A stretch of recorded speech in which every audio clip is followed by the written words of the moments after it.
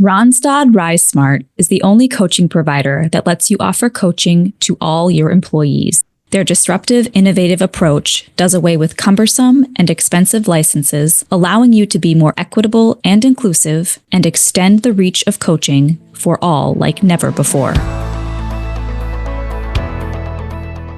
Welcome to ATD's Talent Development Leader podcast, featuring monthly conversations with the greatest influencers in the talent development field. We cover the latest trends, hot topics, and future-focused ideas that current and aspiring TD leaders need to know. Learn more by visiting www.td.org and searching for Talent Development Leader Podcast. Welcome to ATD's Talent Development Leader Podcast. I'm your guest host, Jennifer Homer, Vice President of Career Development with ATD. Today, we have a very special episode. We're joined by Amy C. Edmondson, the Novartis Professor of Leadership and Management at the Harvard Business School, and upcoming keynote speaker for ATD 25. She's been recognized and ranked as the #1 management thinker by Thinkers 50 in 2023 and 2021, and been on their global list since 2011. Amy studies teaming, psychological safety, and organizational learning, and her articles have been published in many academic and management outlets.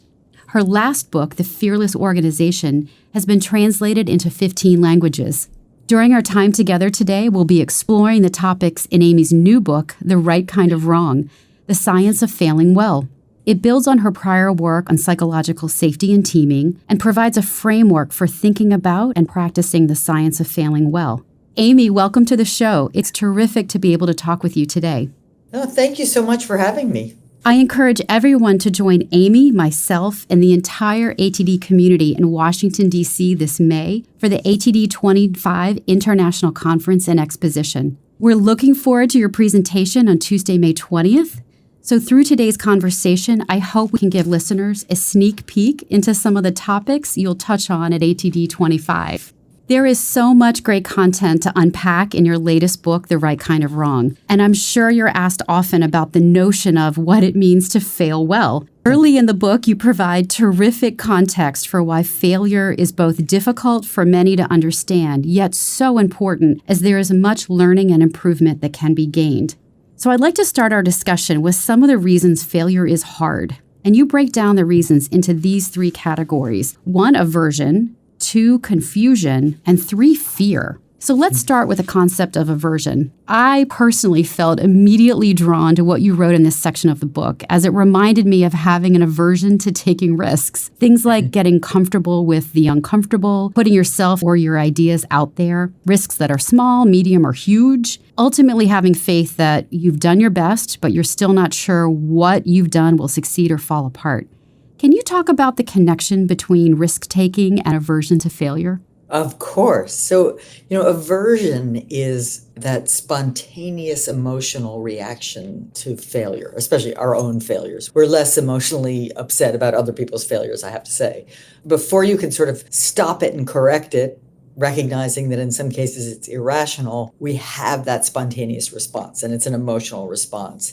And because we recognize that, we know it, we've experienced since elementary school, we are at risk of failing to take smart risks, right? Failing to try new things, failing to enter into new territory where we might experience failure. And you mentioned small and large, and I just want to be clear, I am not a fan of, really large, consequential, expensive, or, reputationally harmful failures. Clearly, those are worth avoiding. The whole notion of the right kind of wrong is small, smart failures that we can learn from. But we can't do that, as you asked in your question, when we are risk averse, when we're unwilling to take risks. We can't make progress. We can't grow and learn and develop in new ways. And so we have to overcome our aversion to be able to do the things that are in our best interest. That makes lots of sense. And it really helps people become comfortable with the learning part and the growth about being comfortable with making, as you said, small mistakes. And I didn't say mistakes, and this is, I hate to do this with words, but I think it actually might help. It might matter. It might help people really apply these ideas. So I define a failure as an undesired outcome, right? And that obviously covers a lot of territory.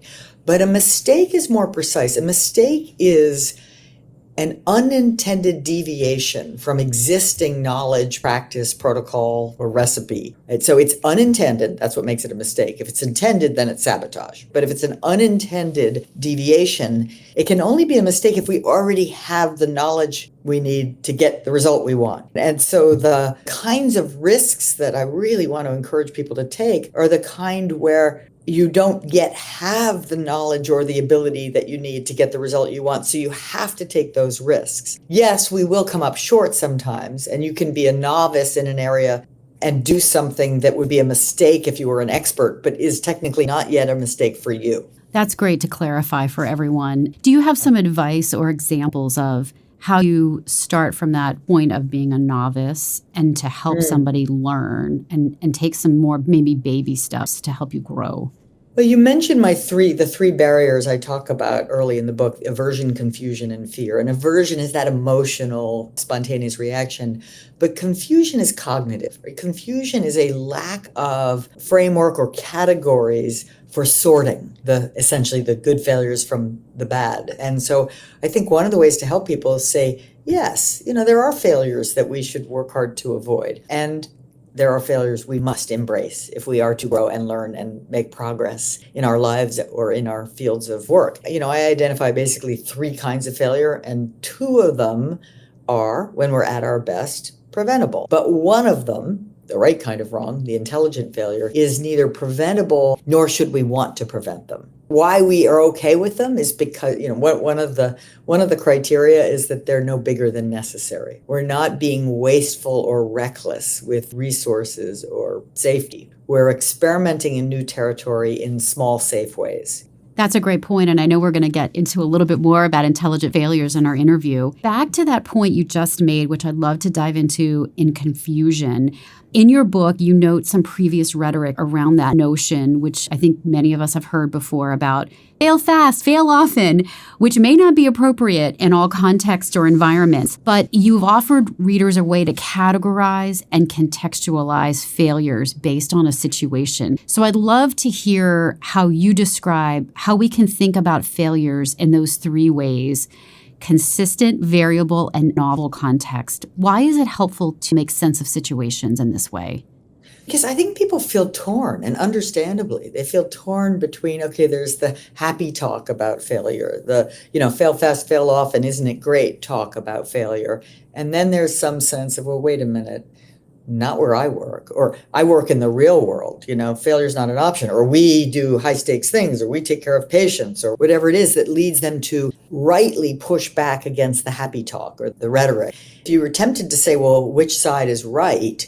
It's the wrong question. The right question is, under what conditions does fail fast, fail often make sense? And under what conditions does let's make sure we get this right as close as possible makes sense? And the answer to the where does fail fast, fail often make the most sense is in what I call novel context. So as you said, there are three basic kinds of environments, work environments, but also environments in life. And they're the consistent or routine, the things that we can practically use a stopwatch to predict what's going to happen when. An automotive assembly line, every 57 seconds, the little vehicle is going to come off the end. Perfect. Or even just, if something more casual at home, emptying the dishwasher. There's absolutely no reason why you can't put everything back in the right place. It has a place. Whereas in novel contexts, like a scientific laboratory or a startup, or, when you decide to, learn how to throw pottery on the wheel, right? It's a novel context for you. If you're expecting that it should be perfect, you're not going to get very far in your new hobby, right? So only in novel contexts where the only way to make progress is to fail fast, fail often, and probably should have said fail small, right? Don't bet the farm. Don't put all your money or all your time into something that's uncertain. Just put as much as you can afford to lose.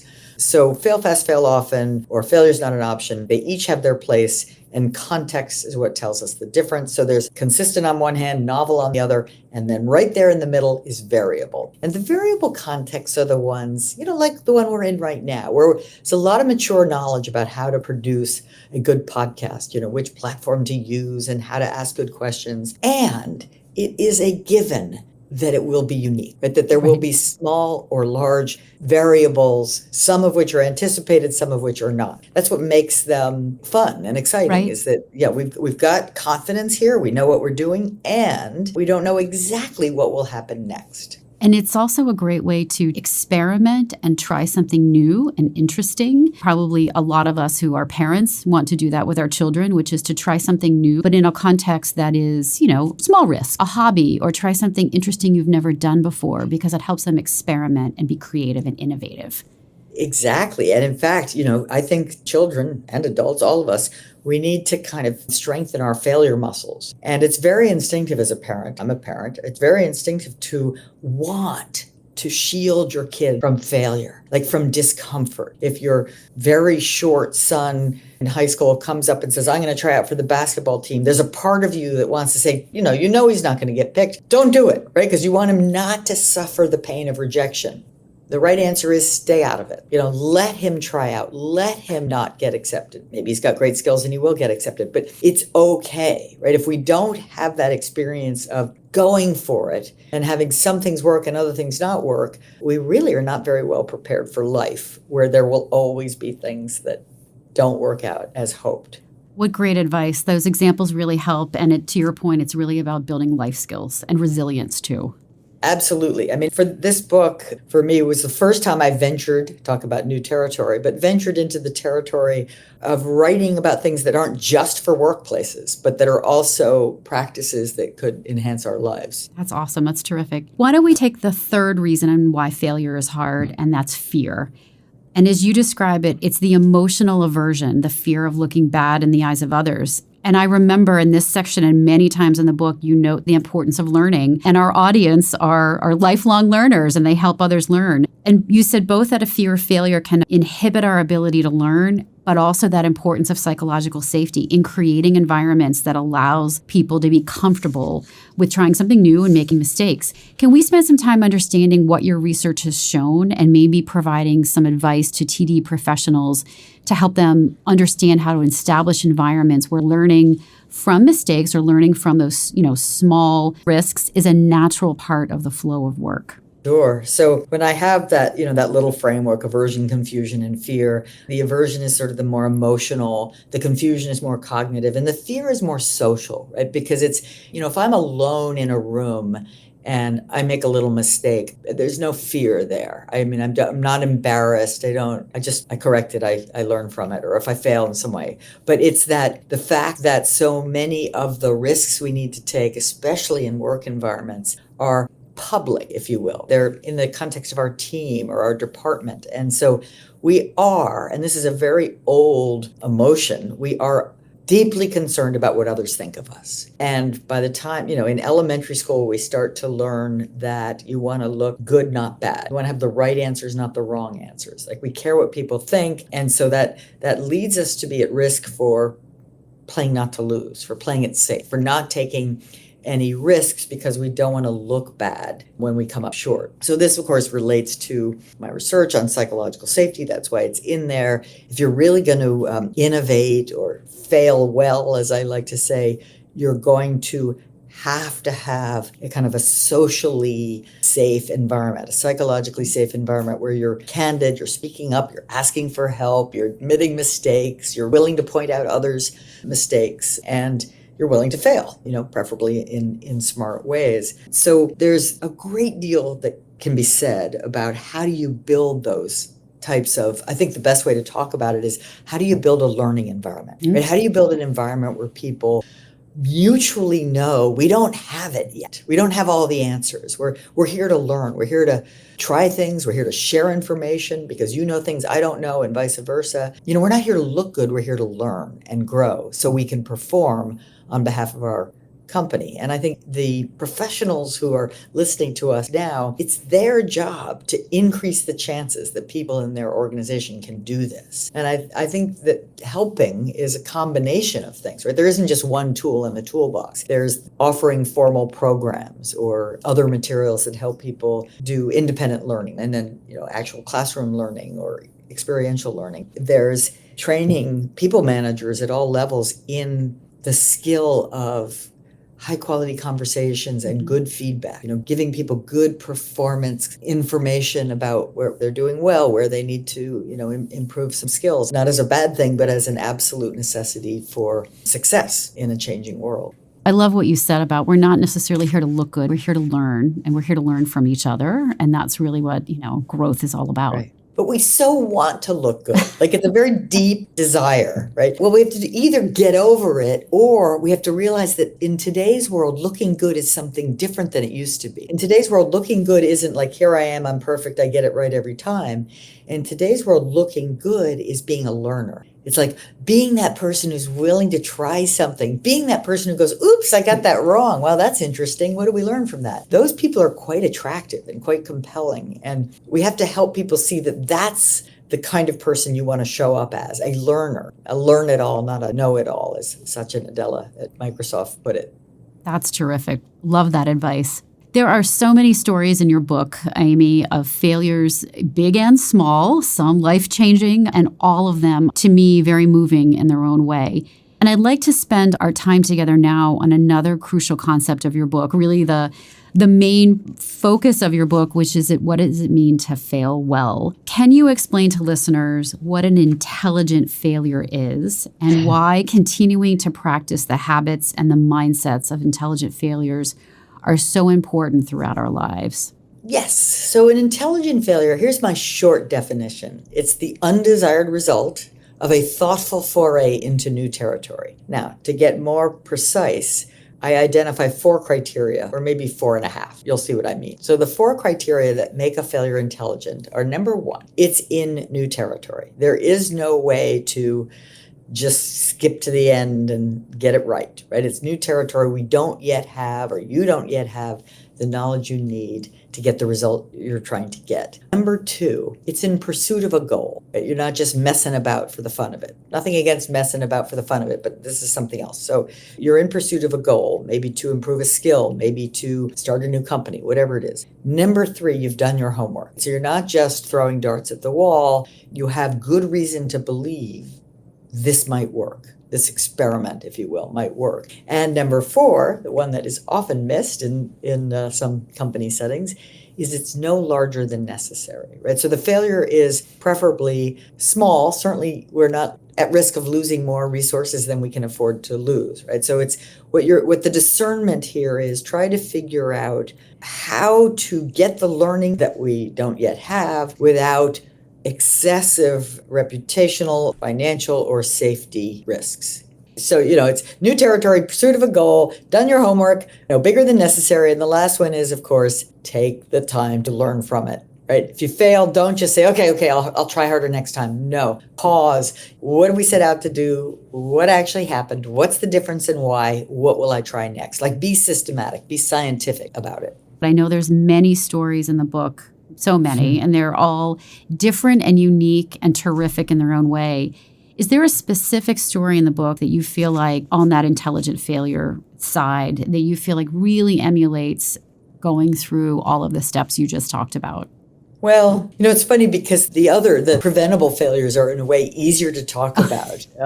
Because they're sort of like, oh, look, this was wrong and that was wrong. But the intelligent failure, so I opened the book with my own intelligent failure, and then I opened the chapter on intelligent failures with a scientific failure in a lab. And actually mine is sort of a scientific failure too.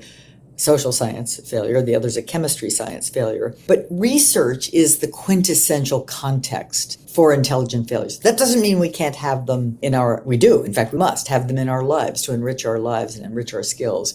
But I suppose my own failure is a little bit more fun as a story because the failure in the lab is more, it's sort of complicated to explain what the scientific hypothesis was, and then the fact that it didn't work, it's a little dull. Whereas my own was me as a second-year PhD student doing a study under supervision, doing a study of teamwork and adverse drug events or error-induced bad outcomes for patients in the hospital. And my hypothesis was that better teams using a validated team diagnostic survey, so the teams that scored higher on team effectiveness in a variety of ways, would have lower error rates because of the better coordination, better communication, and so forth. And so, that seemed pretty straightforward to me. I collected the survey data, trained medical investigators were visiting the units day by day to get as much information as they could about the errors that were happening. And fast forward 6 months, I get the data, I correlate the results. First thing I notice is that I have a statistically significant correlation. That's great.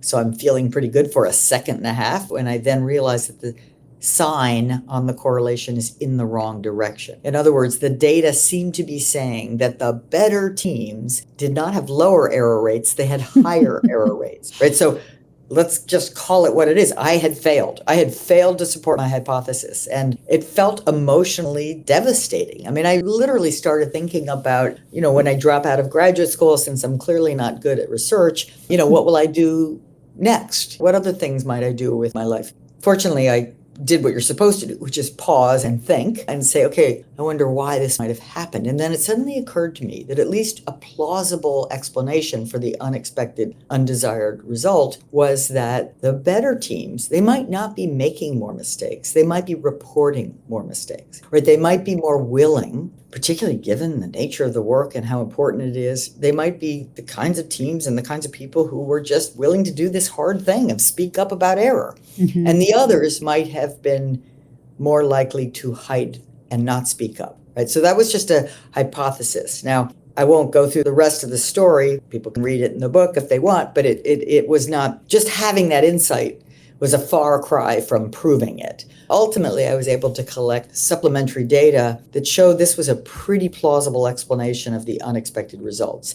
That in fact, what I had stumbled into quite by accident was palpable differences in interpersonal climate across groups in the same organization. Like the same organization with very strong, culture, et cetera, high standards, all the rest, but interpersonal climate varied from team to team, right? And that was interesting. And ultimately, I called that interpersonal climate psychological safety. But at the time, I varied between calling it like threat tolerance or, like people just interpersonal threat tolerance. And it was like a blinding flash of the obvious, ultimately. An individual might be able to learn from their mistakes, but a team can't learn from mistakes if no one's willing to speak up about them. So then I started this whole passionate pursuit of how do we help teams be environments where people can speak up about mistakes? Because it's interpersonally threatening. We have a natural aversion to it. And the great thing about it as a failure story is that it was clearly a failure. Yes, new territory. Yes, in pursuit of a goal, an academic publication. That's what you need to be in my business. I had good reason to believe it would work. I had a good hypothesis. And even though it didn't feel like it at the time, it wasn't a gigantic failure. It was just a good-sized failure. And I learned from it. And what's really great about it is what I learned from it opened a new door. My original hypothesis was, in a way, less interesting than the research I stumbled into and started to pursue after that, which is, are there differences in psychological safety across teams? And if so, does it affect learning behavior? And if so, does it affect team performance? And the answer to all three of those questions is yes, yes, yes. I love the story. I love all the stories in your book, Amy. But what I find to be so fascinating about how you describe this is that not only did you learn so much from that, and probably for a lot of organizations, it opens the doors, as you just said, to many ahas, to many other things that you might uncover in a company, in a team, for other things. So it not only leads you to one piece of learning, but it can also lead you to a lot of other things that you might uncover and learn from that are unexpected and that you didn't even plan for, which I think is probably one of the most interesting things. Right. And success doesn't give you that, right? When you have a success, it's what you expected, it's what you wanted. So it's just, there you are. You haven't really learned, you've proved something, but you haven't really learned something in quite the same way. And probably for a lot of people who think about that, or companies who've experienced it in teams, those can be transformational one project you start with, but it is a transformational event, right, for a team and an organization, which is truly a big deal. It is. And in an uncertain, fast-changing world, most projects, you should expect pivots, right? You should expect stumbling blocks along the way or failures along the way that bring new, valuable information that mean you have to sort of take a left turn or a right turn and pursue something different. So, most projects that are at least reasonably new and innovative are going to suffer changes along the way. Sure. It makes me think about the necessity for a lot of us to be curious and to be curious about what you are learning and what you are seeing about the data in front of you. Exactly. In fact, one of the things I try to remind myself all the time is to actively choose learning, because otherwise you spontaneously choose knowing. I got this. I see reality. No, I don't. I see a version of reality that's biased based on my expertise, my backgrounds, my priors. And so if I can actively override that sense of knowing with a desire to actually learn, which is a curiosity, then I'm better off. And if I'm working with you, you're better off. Right. I would love to end our time together today, maybe on a fun note, too. Not that we haven't had fun together, we have, but a fun example perhaps for our listeners. In the book, but also in a lot of your content, you give some great advice to everyone about trying new things and about learning from mistakes. But when the stakes are low, right, how can we practice, all of us practice this at home through our hobbies, with our kids, with our friends and family? What's some advice you have for that? Well, let me go back to our discussion of, three basic kinds of context, right? Consistent, variable, and novel. And in order to sort of, progress in your life and have opportunities to learn new things and master new things, you're looking deliberately for some novel contexts where you can't yet say, yeah, I've got this, I've mastered it. This is new, either new to the world or new for me. And so in those novel contexts, you accept at the outset the not only possibility, but the inevitability of some failures along the way. So you're okay with that. And then the other dimension, we have this horizontal dimension, if you will, of consistent, variable, novel. But then the other dimension is, what are the stakes, whether economically, reputationally, or from a human safety point of view. And with very high stakes, but high novelty, do not go crazy experimenting, right? We don't want pilots at 30,000 feet learning a new skill. Do that in the simulator where it's the exact same experience, but the stakes are low. No one can get hurt. So in our lives, whether it's in the kitchen or on the sports field or, in the art studio,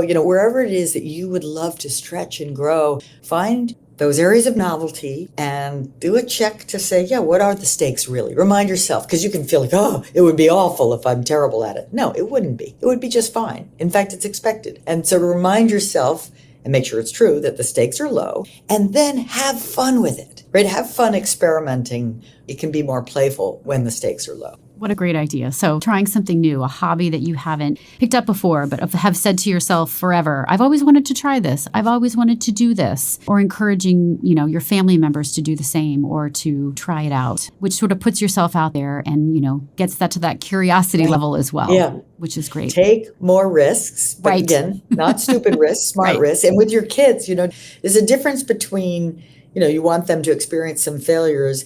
There's a difference between letting them run out into the street after a lost ball and letting them try out for the team where they might get rejected, right? Or my son Jack took a summer job doing door-to-door sales. I thought, oh my God, I should tell him not to do it because he's going to get rejected. He did it, and he got a lot of rejection and enjoyed it. Not the rejection. No one enjoys rejection, but he really enjoyed the experience, and he learned, and he also really was excited about the sales he did make. I like what you said about that, because it's also helping to model that behavior that you want. You're showing other people, or you're showing your kids that you are, stepping out beyond your comfort zone and trying something new. And to your point, something that is learning from something small, but something that is easy to try, even though maybe that's a fear of yours. Maybe you don't like heights, but you're going to try something new, like a ropes course or whatever, something that you are going to try and accomplish and maybe, model that behavior for someone else. Absolutely. I love the ropes course is a great analogy or a great experience for feeling that fear of failure, but in such a safe environment, such a full redundant safety equipment all over the place, but your emotions are still real. And then you realize, it's actually okay. Like, it's okay to stretch, and look how people are supporting me. Sure. Yes, that's awesome. Last item, we often ask all of our guests this question on the Talent Development Leader podcast. What is something that has you curious right now? Or a moment that makes you go, huh, or aha? Is there anything that comes to mind, something related to your area of expertise that has you curious?